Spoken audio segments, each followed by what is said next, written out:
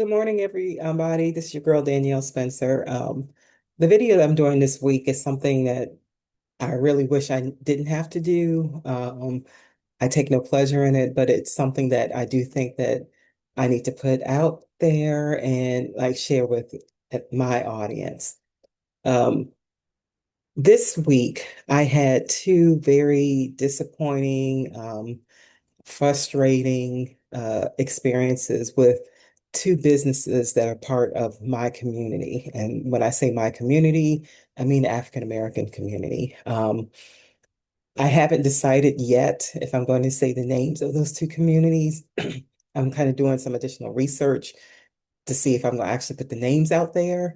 But I will say again, they're African American communities and they are centered here in the DMV area. So the first experience that I'll talk about is with a bookstore. Um, over 2 months ago, I had purchased a marketing um, package with this particular bookstore. After not hearing anything for almost a month, um, I want to say like maybe 2 weeks afterwards, purchasing, I had followed up with the company to try to find out, what's going on. Um, no one had helped or contacted me about moving the package forward. Then I had a conversation with the owner of the business, and he assured me that, first he apologized and said that, he was really busy, but that he would be following up with me and that if I wanted to, we would proceed with the marketing package. Almost a month later, and again, this is after me sending several follow-up emails because I never heard anything. Abruptly this week, like, oh, well, we'll just refund your money because of extenuating circumstances. Didn't say what they were, but to me, my opinion, after, almost 2 months after purchasing the agreement, never hearing anything or no communications unless I initiated.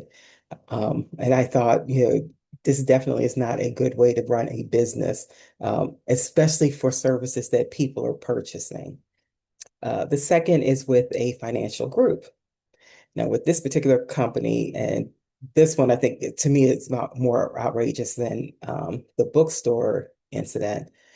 I had received a invite in the mail and they wanted me, this company was inviting me to an event, learn more about their company, but to talk about tax, I believe it's tax strategies.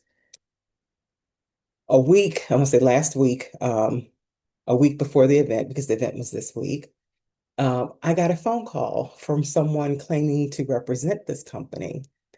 And and I'm paraphrasing a little bit, but basically they wanted to know if I had at least $500,000 in liquid assets. And if I didn't have at least that amount, the the company was rescinding the invite because this event was only for people who had at least 500,000 of liquid assets. At least you had to have half a million of liquid assets. Now, none of this was stated in the invitation I received in the mail. So when I told him, no, I don't have that, and this individual rescinded the invite, and I said, well, that's fine. Send me something. Will you be sending me something in writing to let me know both that the invite was being rescinded and that giving me the reason for why the invite was being rescinded. And he assured me that I would be getting this. So almost a week went by. I got nothing in the mail. So I sent a follow-up email to the company, letting them know what happened. And wanting to know, does this represent the values of your company? That, in my opinion, that people are discriminated against because they don't have a certain amount of liquid assets. Now, it didn't say that you have 10,000, did you have 20,000, or like a 401k or anything like that, that um, where you were looking to invest, but that looking for $500,000 in liquid assets. And um, I want to say that, as my friend would say, the kicker and the flea flicker, what was really interesting, after the event, I get two follow-up communications. One was an email and one was a phone call, the other was a text message, basically saying, well, we sorry that we missed you at the event, but please, contact us to um, like set up something else to learn more about their companies and see how they could probably be of assistance to me, which I thought was very strange. So I did send a follow-up email with screenshots to let both of the phone call that I received of the invite being rescinded and of the follow-up communications from the company, like acting as if the invite was never rescinded. And so I believe this individuals in their management came back and said they were basically going to investigate the matter, but still to, reach out if I was interested in, working with their company and learning more about, and which I thought was kind of uh, strange.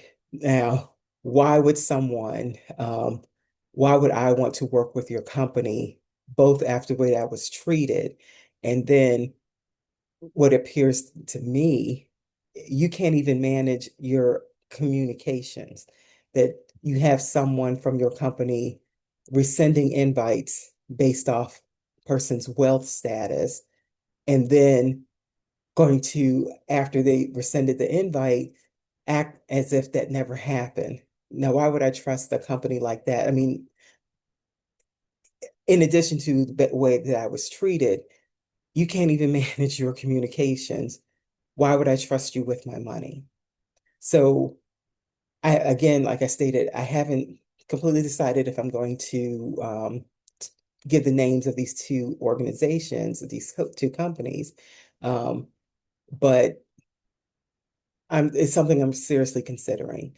Uh, there's a saying in our community that all skin folk aren't kinfolk, and that's what I'm really like struggling with, like to let know if I should let members of my community know, here are two businesses, this is how I was treated, and to think if this is how you want to be treated, or if you want to support a business that would treat a member of our community the way that I was treated.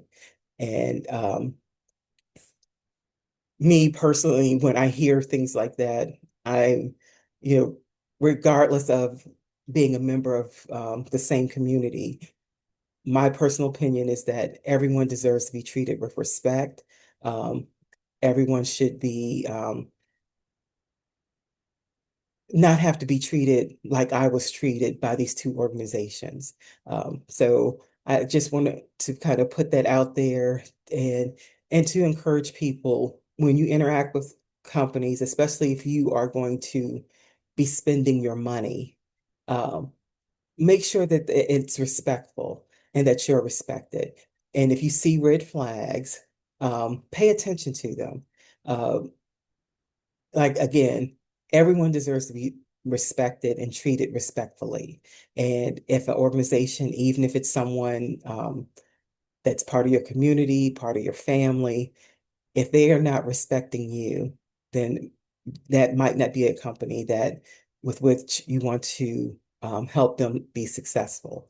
And that maybe if they start to lose business or people aren't interacting with them as much, that maybe they'll rethink the way that they treat people. And so that's the video for this week. I'm about to get ready to go to church to, you know, not only to praise and thank God for the week that I've had, to get myself fortified for the week to come. So that's the video for today, and I will see you guys later.